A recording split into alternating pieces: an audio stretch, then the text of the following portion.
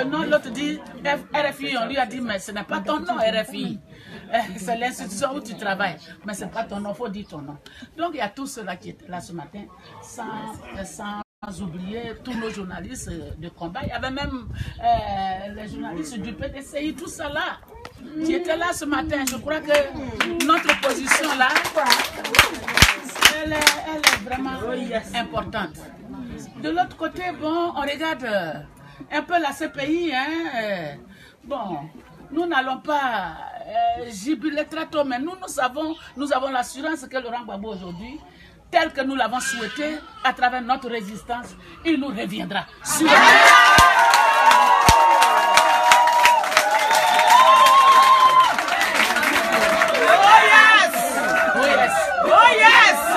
pourquoi nous sommes là.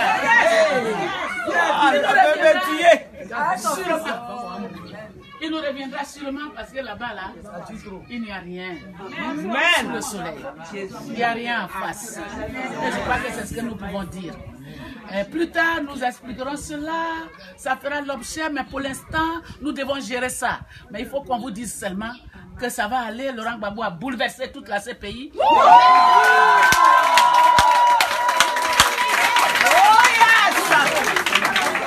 Il a bouleversé la CPI, il a bouleversé l'Occident, il a bouleversé le monde entier. Et c'est ça, qui est important.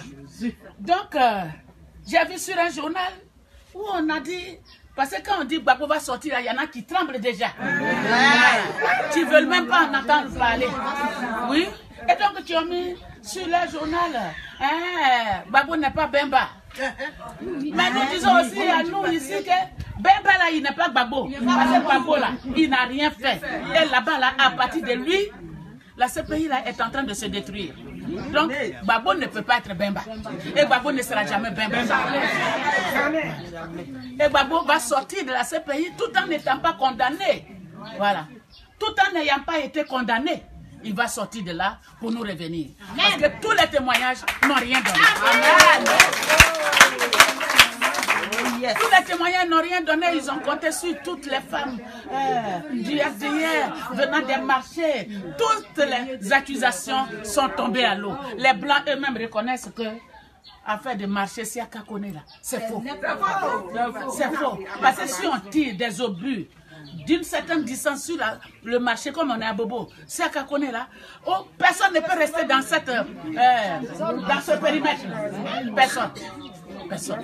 Donc toutes les accusations là, ce sont avérées fausses. On dit oui, Gbagbo là, il a tué des femmes. Quand ils ont vu, on dit le sang même qui était sur les femmes là. Le sang même qui était, le sang qui était sur les femmes, c'est d'abord, c'est pas du sang humain. Les ossements aussi qu'on a déterrés pour regarder, où on dit on a enterré les femmes, c'est les ossements des garçons. Vous voyez ça? Donc tout est tombé à l'eau. On dit oui, la marche de la RTI. Mais la marche de la RTI, il se trouve que ce qu'on a vu là, ce sont les rebelles, les soldats des Sorodium et autres, qui avaient les RPG dans le dos qu'on a vu, on a filmé tout ça là.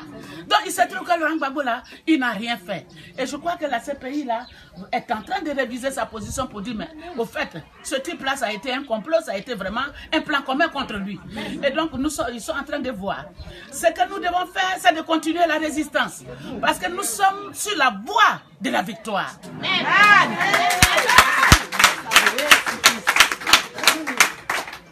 C'est qu'il faut qu'on vous appelle. Quand on vous appelle comme ça, il faut que vous soyez là. Parce que c'est vous qui avez raison. Vous avez eu raison trop tôt. Vous avez dit non, Gbagbo Laurent ne peut pas tuer quelqu'un. Il n'a jamais tué une mouche. Et de tous ceux qui gouvernent là, Gbagbo Laurent les a enrichis. Il est parti dans leur famille. Tous ceux qui sont de ces gars-là ont été fréquentés. Gbagbo Laurent a rencontré la famille de chacun. Et ils ont pleuré devant lui. C'est lui qu'ils accusent aujourd'hui. Non, ça ne pouvait pas marcher. Même tous ces soldats à qui il n'a pas donné quelque chose, à qui il n'a pas fait du bien. Quand c'est comme ça, ça ne marche pas le mensonge. Voilà. Et donc, nous sommes sur la voie. Vous devez être confiante. Et vous devez toujours répondre aux appels du parti. Je crois que c'est ça. Vous devez toujours aller vers les autres femmes, les hommes, les jeunes. Vous devez ouvrir les bras. Quand souvent on dit, pourquoi nous on a dit ouvrir les bras? Mais on doit ouvrir les bras. La lutte là, on ne peut pas la mener seule. La lutte pour une Côte d'Ivoire normalisée là, nous ne pouvons pas la mener seule. C'est l'ensemble du peuple de Côte d'Ivoire. Femmes, garçons, tout le monde, jeunes. C'est nous, on peut libérer notre pays. C'est pourquoi on doit aussi inclure les autres. Hein? C'est pourquoi on doit dire les autres, venez. Même s'il n'est pas de ton parti, mais s'il a révisé sa position pour dire, c'est toi, la femme du FPI, là, c'est toi qui as raison, moi je viens avec toi, tu dis à tout. À tout parce que tu as eu raison. Et elle est venue. Et je crois que c'est ce que nous devons faire. Donc merci, votre lutte est en train de payer. Je crois que nous devons, avec détermination, avancer. Et c'est ça qui est important. Ici, c'est chez Simone Gbagbo. N'est-ce pas? Voilà, c'est chez l'épouse du président. Et c'est pourquoi souvent nous comptons énormément sur vous. Parce qu'elle là, elle ne doit pas être lâchée. Elle ne doit pas être abandonnée. Même si tout le monde l'abandonne, Abobo doit être à ses côtés. Abobo doit être à ses côtés parce qu'elle est le député d'Abobo. Les gens qui sont venus par défaut, là, nous on ne les compte pas. Elle est le député d'Abobo. Elle est la femme leader d'Abobo et de toute la Côte d'Ivoire. C'est notre icône et nous devons en être fiers. C'est pourquoi je me réjouis que vous soyez tout le temps là et que la dernière fois, vous avez fait, je crois, une fête ici, non? Oui, oui. Voilà. Les échos nous sont parvenus et nous en sommes fiers. Merci beaucoup pour elle. Merci. Maintenant, nous allons venir à notre point pour lequel nous sommes venus. Si vous avez des informations à nous donner, vous nous dites. S'il n'y en a pas, on va continuer. Nous avons demandé cette assemblée, mais avant, je voudrais vous dire qu'il y a une femme ici, là, que je viens de voir il y a très longtemps. Elle fait partie des femmes, des 7 femmes que nous étions pour penser et réfléchir la création de l'OFPI. Kwasi Rose. Oh, yes.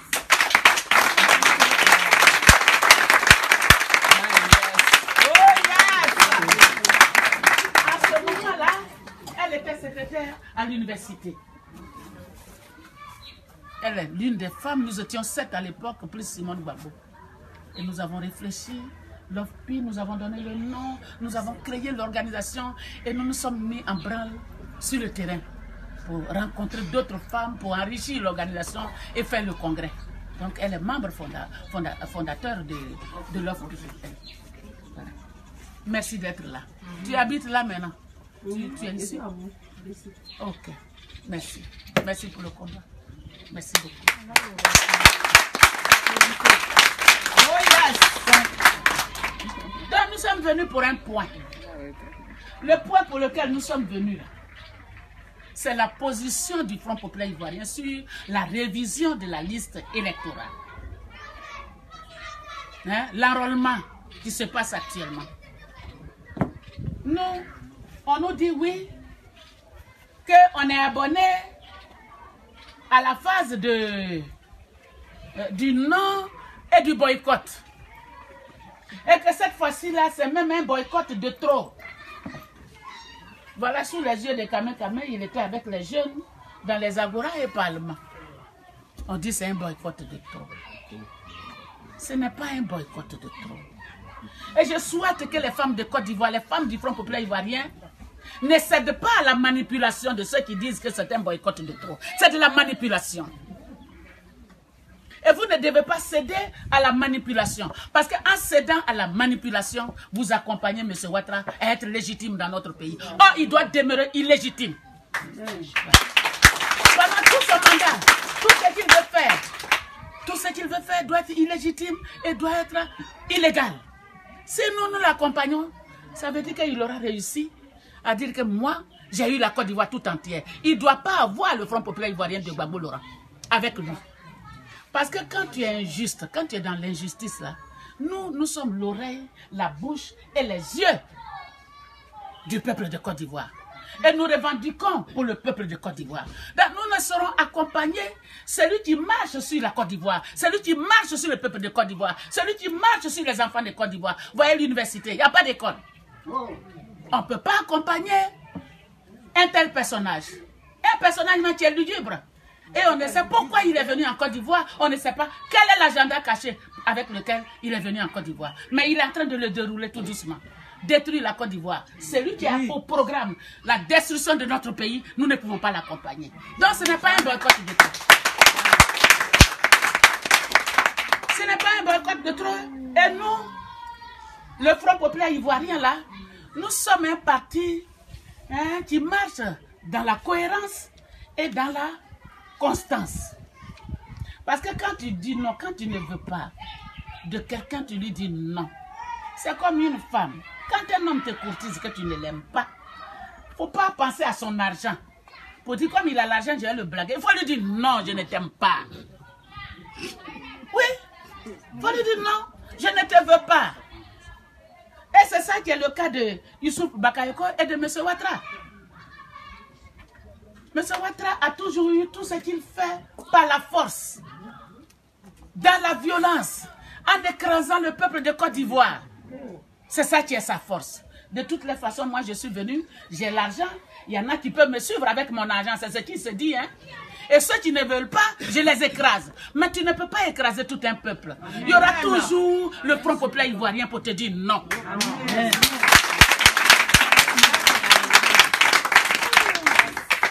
En train de lui dire non, parce que nous ne pouvons pas nous mettre dans sa complicité.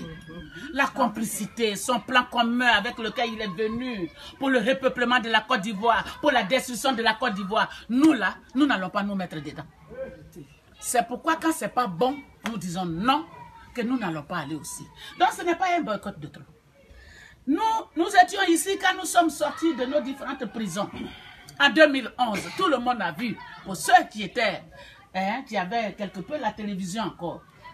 Nous avons fait un mémorandum où nous avons mis les griefs, tous les griefs que nous avions contre le pouvoir, mais surtout la question de la CEI et la question de Youssouf Bakayoko. Mais nous avons mis la question de la réconciliation nationale où nous avons dit que la réconciliation nationale devait se faire à partir de là-haut.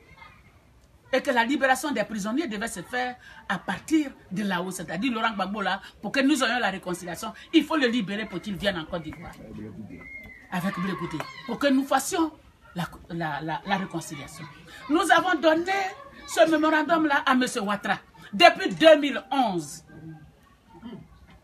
En ce temps-là, c'est Miaka Oureto qui nous conduisait, tous les autres étaient en prison. Mais nous nous sommes battus. Et nous nous sommes fait entendre. Et nous avons reçu ce jour-là au palais présidentiel. Et nous avons remis. Il y avait à l'époque tous ces grands qui disaient qu'ils étaient avec Gbagbo. Il y avait, c'est pas tout le monde qui peut résister. Hein. Il y avait les Dona Fologo, il y avait tout le monde. Et nous avons donné ce mémorandum-là. Jusqu'à aujourd'hui. Jusqu'à ce que nous l'ayons renouvelé la dernière fois. Pour encore aller donner dans les chancelleries, aller donner dans les institutions. Alassane Ouattara ne nous a jamais répondu. Il a tout organisé avec la force. Que ce soit sa constitution à lui, parce que ce n'est pas la nôtre. Que ce soit son référendum à lui, parce que ce n'est pas le nôtre. Tout ça, que ce soit ces 2 mandats, parce que ce n'est pas de notre volonté. Ce n'est pas par notre volonté qu'il a pris la Côte d'Ivoire. Il sait comment il a eu la Côte d'Ivoire, dans la violence. Donc ce n'est pas par notre oui qu'il est à la tête de notre pays. Il est président de fait. Parce que ce qu'il a fait, on peut même appeler un coup d'État, qui a été très long. Voilà. Donc, il est président. Mais quand tu es devenu chef de l'État, qu'est-ce que tu fais? Si vraiment tu es venu pour ce peuple. Quand on vient pour le peuple, on dit oui. C'était une bagarre pour pouvoir prendre le pays. J'ai fait la bagarre avec mon frère Gbagbo. Je veux maintenant qu'on s'asseye. Pour qu'on parle de notre pays. Parce que ce n'est pas parce que vous êtes au pouvoir que la Côte d'Ivoire vous appartient. La Côte d'Ivoire ne vous appartient pas. Vous savez comment vous êtes venus. Donc on doit s'asseoir pour parler de notre pays. Ouattara dit que non, lui il a la force, il a ses militaires. Donc tout là il peut obtenir par la force. Donc nous là il ne nous écoute pas. Il fait tout ce qu'il veut.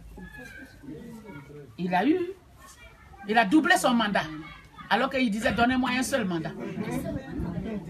Il a doublé. En 2015, il a eu. 2016, il a eu les élections des députés. Tout ça, du seul, il a fait. Mais nous avons boycotté. Et quand nous boycottons, nous avons raison, parce que celui qui dit qu'il est aimé par un peuple, il ne peut pas avoir 11% de participation. Hein? Donc c'est nous qui avons raison. Mais on avait pensé qu'avec tout ça là, M. Ouattara se sera assis. Ce sera assis avec nous. Non, il maintient toujours cette suite. Il maintient toujours M. Youssouf Bakayoko. Parce que c'est son étendard, hein, c'est pas lui. Il passe pour prendre le pouvoir. Voilà. Il dit non, ça là, il ne sait même pas qui parle. Lui, il ne peut pas écouter le peuple de Côte d'Ivoire. Mais nous sommes un parti. Et nous avons aussi des alliés. Nous avons dit pour la CEI, là, on ne veut pas de Youssouf Bakayoko. Et il faut réformer même. Il faut réformer la CEI. Où lui, en tant que président, en tant que chef d'État, il a plus de membres que l'opposition. Il a plus de membres que l'opposition, ce qui n'est pas normal. Étant donné que cette CEI-là, nous avons des griefs contre elle, Youssouf Bakayoko lui-même, nous ne voulons plus de lui à la tête de la CEI. Et que nous devons ensemble revoir la copie de la CEI que lui, là. Mais M. Ouattara fait comme si ce n'est pas des gens qui parlent. Ce n'est pas des gens qui parlent. Il fait comme si ce n'est pas des gens qui parlent. Pour lui, il gouverne pour son camp, ça suffit. Mais nous disons que ce pays-là nous appartient. Nous n'allons pas le regarder comme ça. Ce pays nous appartient. Ce pays appartiendra à nos enfants, à nos arrière-enfants et à toutes les générations de nos enfants. Donc, notre mot là, à dire là, il est dedans. Donc, tant que tu ne réformes pas, tant que tu n'enlèves pas Monsieur Youssouf Bakayoko, qui est à l'origine de la guerre, parce que ce n'est pas la peine qu'on bavarde pour rien. C'est Youssouf Bakayoko qui a amené la guerre en Côte d'Ivoire. Vous savez pourquoi? Les résultats des élections. La Côte d'Ivoire savait déjà où se penchait le résultat, la victoire des élections, du côté de Gbagbo Laurent. Et on attendait que Youssouf Bakayoko donne les résultats. Il a dit qu'il n'est pas encore minuit. Lui, c'est à minuit, il peut donner ses résultats. Et puis, brutalement, subitement, on le voit dans le QG de l'adversaire de Gbagbo Laurent, qui est Alassane Ouattara, en donnant de faux résultats. Mais qu'est-ce que Laurent Gbagbo a dit? Laurent Gbagbo a demandé le recomptage des voix. Et c'est ça la force de Laurent Gbagbo. Il n'a pas opté pour la guerre. Hein? Il n'a pas fait une option militaire. Il dit, on peut recompter les voix. Si je suis battu, je m'en vais m'asseoir à maman. Je laisse celui qui a gagné là gouverner. Mais si j'ai gagné, qu'on me laisse gouverner. M. Ouattara et tous ceux qui l'ont accompagné dans la prise de la Côte d'Ivoire ont dit non. Et que eux là, ils doivent faire une guerre. Ils ont déclenché la guerre. Mais c'est venu de qui? C'est de Bakayoko. Aujourd'hui, plus de 20 000 morts. On nous dit 3 000 morts. On ne sait pas s'ils ont un secret avec le chiffre 3. Tout est 3. 3 000. Il y a eu plus de 20 000 morts dans notre pays. Les enfants qui sont fait bouclier devant la présidentielle, devant la résidence présidentielle. Tous ces enfants ont été tués. Est-ce que M. Ouattara les compte? Et avec les Français, et avec ces rebelles, ils ont tué tous ces enfants. Est-ce qu'il les compte? Est-ce qu'il les compte? Quand nous parlons de toi. Un tel homme qui est lugubre là, qui a un passé lugubre, nous ne pouvons pas accepter qu'il conduise des élections. Et tant qu'il conduira les élections en Côte d'Ivoire, ou bien le processus électoral en Côte d'Ivoire, nous allons toujours boycotter ce processus-là. Nous allons toujours dire non à ce processus-là. Parce qu'il n'est pas crédible. Parce qu'il est discrédité. Parce qu'il a fait. Parce qu'il devait être à la place de Gbagbo Laurent. Et si Gbagbo Laurent est aujourd'hui à la CPI, c'est de son fait. Parce qu'il a donné de faux résultats et ils ont fait une option militaire où ils accusent Laurent Gbagbo. Celui qui a dit non, on peut récolter les voix. Comme eux, ils étaient soutenus. On prend Gbagbo Laurent, on l'amène à la CPI. Mais la CPI, là, elle est quoi aujourd'hui? Donc, si on veut voir tout ça là, Nous là, nous n'allons pas accompagner. On ne peut pas s'associer à un travail que fait Youssouf Bakayoko. Parce que c'est lui qui a fait les milliers de morts. Parce que c'est lui qui a fait que les Ivoiriens aujourd'hui meurent dans les prisons. Ils sont en prison et ils meurent dans les prisons. C'est lui qui a fait que les Ivoiriens aujourd'hui sont en exil. Ils vivent dans les autres pays où on les maltraite. Où ils meurent. Où ils meurent. Paul Detuy. Paul Detuy, le dernier en date. C'est Paul Detuy. J'ai eu mal quand on a montré ses photos quand il était à l'hôpital. J'ai eu très mal. Oh donc, c'est après leur mort que toi tu les acceptes sur leur sol. C'est quand ils finissent de mourir, comme ils n'ont plus de force, ils ne vont rien te dire, tu peux les accepter sur leur territoire. Mais ça, c'est être méchant. C'est être diable, ça. Hein? Paul Detuy. Bientôt, je crois que le 16, sa femme va partir, ils vont ramener le corps. Hein? Le 20. Il est mort, donc il n'y a plus de problème, il peut rentrer. Avec les deux pieds devant. Mais tant qu'ils marcheront sur les deux pieds, il ne peut pas rentrer. Djilorou a perdu sa grande fille ici. Il ne peut pas venir parce que lui, il marche encore sur les deux pieds. Et demain, le 30, là, nous allons enterrer sa fille. Une belle fille. Quel est ce pouvoir qui n'est pas tolérant et qui veut qu'on l'accompagne? Quel est ce pouvoir qui est méchant et qui veut que le FPI de Gbagbo Laurent l'accompagne? Nous n'allons pas lui donner la légitimité. Voilà les raisons pour lesquelles nous disons que nous là, nous n'allons pas l'accompagner et nous ne voulons pas que les Ivoiriens et les Ivoiriennes soient manipulés par des ambitions démesurées, par des gens qui sont ambitieux de façon démesurée et qui veulent aller à des élections qui ne comptent que sur leurs ventres remplis. Non. Qui ne sont contents que quand leur ventre là est rempli. Quand eux seuls, les enfants vont à l'école. Quand on est politique, on se bat pour le peuple. Et nous avons choisi de nous battre pour le peuple de Côte d'Ivoire et de ses enfants.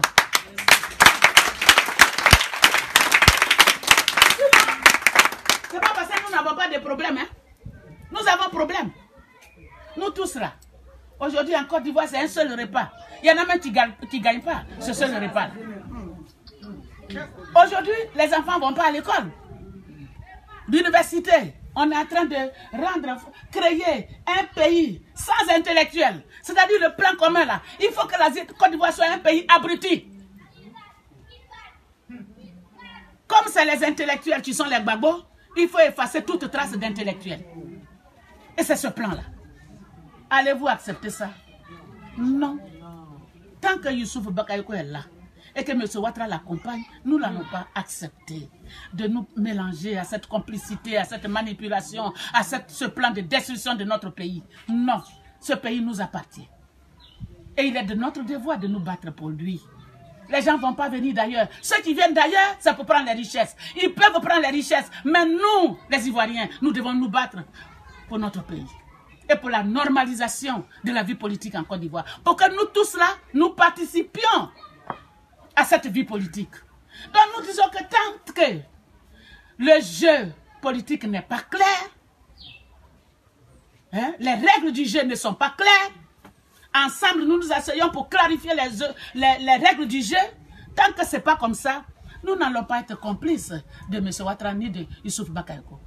De toutes les façons, ceux qui vous manipulent vous ont dit oui, on fait l'enrôlement, on ne sait même pas si on va faire 2 fois. Chaque année, il y a l'enrôlement.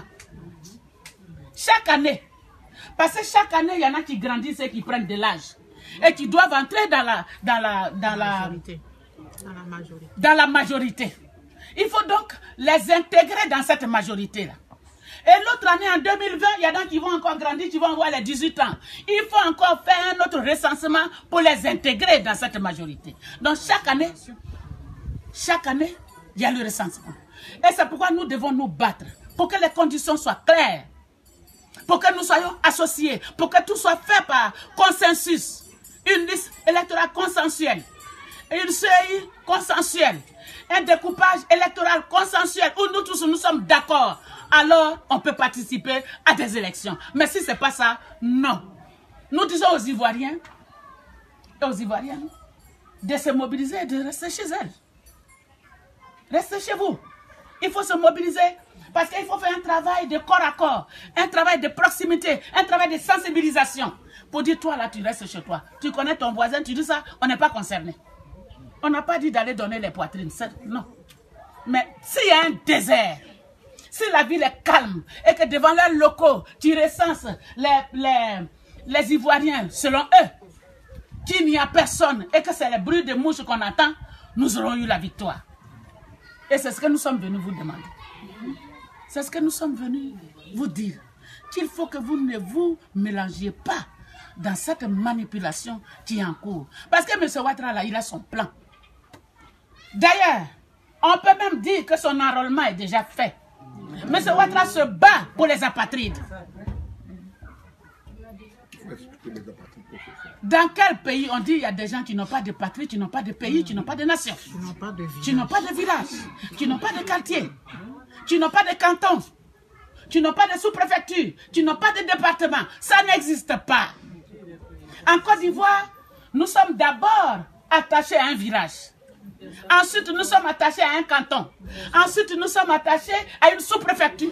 Ensuite, nous sommes attachés à un département. Et à une région. Et c'est de la région au village qu'on est ivoirien. On ne peut pas aller accumuler des Ivoiriens, les faire venir par car. Pour dire, venez, on va vous mettre sur la liste électorale, parce que les Ivoiriens ne m'aiment pas. Je veux constituer mon bétail électoral. Nous ne pouvons pas nous rendre complices de ça. Ça n'existe pas. Hein? Les apatrides. Oh, M. Ouattara a fabriqué des apatrides dont il veut faire son bétail électoral. Puis ça, il sait que les Ivoiriens ne l'aiment pas. Donc il a fait venir tous les gens de toute la sous-région. Et quand on en parle, on dit oui, on est xénophobe. Mais si c'est ça qui est être xénophobe, chaque pays est donc xénophobe. Si lutter pour son pays et être xénophobe, chaque nation est xénophobe. Parce que le pays là, ceux qui gouvernent doivent protéger le peuple. Et si nous n'avons personne, nous-mêmes là, nous devons nous battre pour que notre nation soit protégée. Pour que notre nation ait des frontières, au moins surveillées. On ne peut pas venir faire tout le monde, faire une expérience pour dire oui, ce pays-là. Vous tous venez ici, comme il est riche là, vous allez devenir des Ivoiriens. Hein? Un plan de repeuplement de la Côte d'Ivoire, c'est ça qui est la liste électorale. Un plan pour changer le visage démographique de notre pays. C'est ça qui est l'enrôlement. Vous allez vous rendre complice de ça? Non. Il n'y a pas d'apatride. Il n'y a pas quelqu'un qui n'a pas un pays. Il n'y a pas quelqu'un qui n'a pas de département, qui n'a pas de village. En tout cas, nous, en Côte d'Ivoire, nous avons nos villages. Je dis bien les Ivoiriens, chacun a un village. C'est ça qui est la vérité. Chacun a un village. On n'est pas des gens de ville. Nous sommes des gens nés dans les villages. Celui qui est de la ville, il sait d'où il vient. Celui qui est de la ville et dont le village n'est pas devenu un quartier de la ville, il sait d'où il vient. Donc nous là, nous avons des villages. Il n'y a pas d'apatride. Et nous ne pouvons pas accepter cette notion-là. Et nous ne pouvons pas accepter qu'on aille prendre des gens d'ailleurs pour les mettre sur les listes électorales parce qu'on veut un bétail électoral et nous rendre complices en y participant. Et c'est ce que nous sommes venus vous dire. Ce n'est pas un boycott de trop. C'est pour sauver la Côte d'Ivoire. C'est pour sauver le peuple de Côte d'Ivoire. Parce qu'il n'y a que le pays qui puisse sauver le peuple de Côte d'Ivoire. C'est ça. Il n'y a que nous. Il n'y a que Gbagbo Laurent. Il n'y a que son parti. Je ne parle pas de ceux qui trichent là. Hein? Je ne parle pas de ceux qui trichent et qui se promènent pour parler d'unité. Mais tu as fait quoi pour parler d'unité? Nous, on est unis hein, derrière Laurent Gbagbo. Nous, on est unis. Il ne faut pas que ces manipulateurs-là aient une place ici pour parler. Hein, ça, je vous le dis aussi. Hein. Voilà. Nous, on est unis.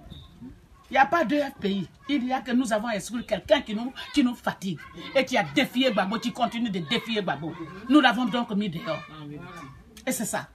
Donc, chers Ivoiriens, voilà ce que nous sommes venus vous dire.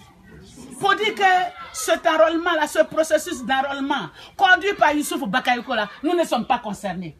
On ne dit pas d'aller donner votre poitrine, mais sensibilisez-vous et restez chez vous. Faut qu'il y ait un désert d'enrôlement.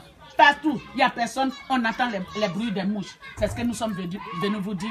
Que Dieu nous accompagne sur notre voie.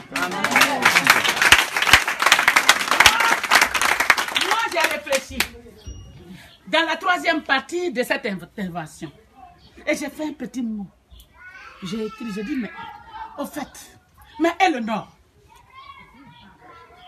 Et le Nord, parce que tout le monde se bat aujourd'hui pour être candidat au Sud. Mais le Nord, les prétextes et les arguments qu'on a pris, on dit que le Nord est marginalisé et le Nord est traité injustement. Alors qu'eux tous, ils sont membres de tous les gouvernements. Et ils prospèrent dans le Sud. Mais quand tu prospères dans le Sud, qui va te dépasser pour aller construire chez toi, développer chez toi? Et c'est pour ça qu'ils ont livré la guerre à la Côte d'Ivoire. Aujourd'hui, ils ont oublié le Nord. C'est ici. Ils se battent. Ahmed Bakayoko, on dit c'est lui qui vient ici. Après Tunkara qui a échoué lamentablement. Il a échoué au ministère et à la tête de la commune. Voilà, Bobo. Aucun développement. Après avoir échoué, on vous envoie ici Ahmed Bakayoko. Quand l'argent est amer, on ne mange pas ça, je vous dis. Cet argent-là, il est amer. Il n'est pas le vôtre. Ne vous mêlez pas de ça. Ils ont abandonné le Nord. Ils ont pris non seulement le Nord en otage, mais ils l'ont abandonné. Ils le fuient. Ils l'ont oublié. Aujourd'hui, ils se battent les uns contre les autres pour être candidats dans le sud de la Côte d'Ivoire. Mais nous sommes là pour interpeller le peuple de Côte d'Ivoire. Et c'est le Nord, c'est nos parents du Nord qui ont leurs yeux pour pleurer. Ils ont fait confiance à des gens qui étaient allés pour leur propre bien. Et qui ont pris leur nom pour dire oui, notre Nord est marginalisé. Le Nord n'a jamais été marginalisé. Les enfants du Nord ont occupé les plus grands postes en Côte d'Ivoire. Au niveau du gouvernement, au niveau des institutions. Ils ont prospéré dans le Sud. Quand on dit le Sud là, ça commence depuis l'ouest de la Côte d'Ivoire et puis on arrive ici. Depuis Tabou, tout ça là, ça dit, c'est coupé en deux. Il y a la partie du Nord et il y a la partie du Sud qui commence à partir de l'ouest. Pour arriver dans le vrai Sud, c'est ce qu'on appelle le Sud. Et c'est pour ça, c'est dans tous ces contrées-là qu'ils sont tous candidats. Ils se battent pour être candidats. Non seulement ils prennent le Nord en otage, c'est-à-dire ceux qui sont du Nord, du vrai Nord, les fils de là-bas, sont candidats là-bas, et ils prennent le superflu là pour les répandre sur toute la Côte d'Ivoire. C'est ça le problème. Deuxièmement, on entend, on dit oui. Après qu'ils se battent, hein, aujourd'hui, M. Ouattara dit, il est là pour un troisième et un quatrième mandat.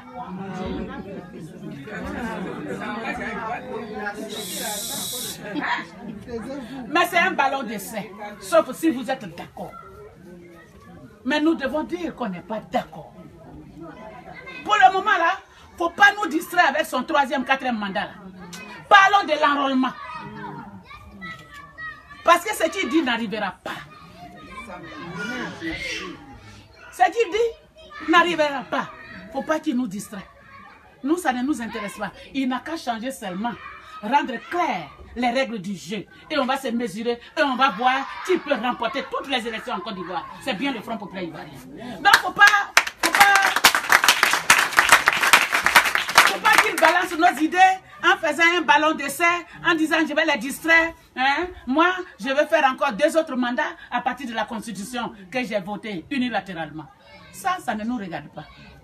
Le moment venu là, on va se prononcer là-dessus. Mais pour l'instant, qu'ils rendent les règles du jeu. Les règles du jeu. Très claires. On va voir si on se mesure qui peut remporter toutes les élections dans cette Côte d'Ivoire. S'ils sont garçons, ils n'ont qu'à ouvrir les règles du jeu. Ils n'ont qu'à les rendre claires. Mais laissez après demander. S'ils sont garçons, je dis bien. Si M. Ouattara est garçon. Si les garçons, et il dit les garçons, il n'a qu'à arriver sur Bakayoko. Il n'a qu'à venir, on va s'asseoir. On va rendre tout clair. Il va voir que les Ivoiriens là, vont lui montrer que ce pays-là leur appartient. Et que ça n'appartient pas à tout le monde venu d'ailleurs. Un pays ne peut pas appartenir à tout le monde qui vient d'ailleurs. Un pays a ses nationaux. On ne peut pas diluer la question des nationaux. Dans tous les pays, même les Blancs parlent du patriotisme. Bien sûr. Pourquoi nous, on ne peut pas parler du patriotisme? Les Blancs parlent même du patriotisme économique. Pourquoi nous, on ne peut pas parler de ça? Pourquoi nous, ça doit être xénophobie quand on parle de notre pays? Eh bien, ne soyez pas complexés sur ce plan-là. Moi, je ne suis pas complexé. Oh yes. Voilà. Et je ne serai jamais complexé. Parce qu'il s'agit de la Côte d'Ivoire. Nos villages sont implantés sur notre territoire. N'est-ce pas? On ne vient pas d'ailleurs. Donc, on ne doit pas être complexé. On n'est pas xénophobe. On plaide et on parle pour notre nation, pour notre pays. Que Dieu nous aide. Amen.